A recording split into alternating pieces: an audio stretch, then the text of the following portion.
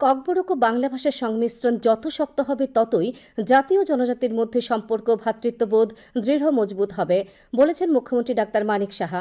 তিনি রাজ্যের শিক্ষার উন্নয়নে সরকারের গৃহীত বিভিন্ন পদক্ষেপের বিস্তৃত ব্যাখ্যা করেন।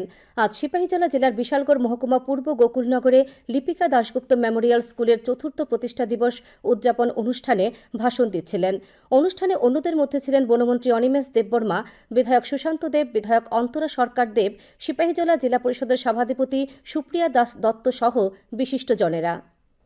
আগামী দিন আরো অন্যান্য ডিস্ট্রিক্টে ওনারা আস্তে আস্তে করে একটা ডিস্ট্রিক্টে করার চিন্তা ভাবনা করছেন, মানে ইনোভেটিভ আইডিয়া নিয়ে এই ধরনের স্কুল প্রতিষ্ঠার জন্য উনি যে কাজ করছেন, যেখানে ককবরক, সংস্কৃত এবং বাংলা এই দুটো বিষয় নিয়ে যে আমাদের মধ্যে ককবরক এবং বাংলার যখন সংমিশ্রণ আরো স্ট্রং হবে তবেই আমাদের মধ্যে জাতি এবং জনজাতির মধ্যে আরো বেশি আমাদের যে বন্ডিংটা সেটা আরো বেশি হবে এবং আমরা সত্যি সেটা চাই।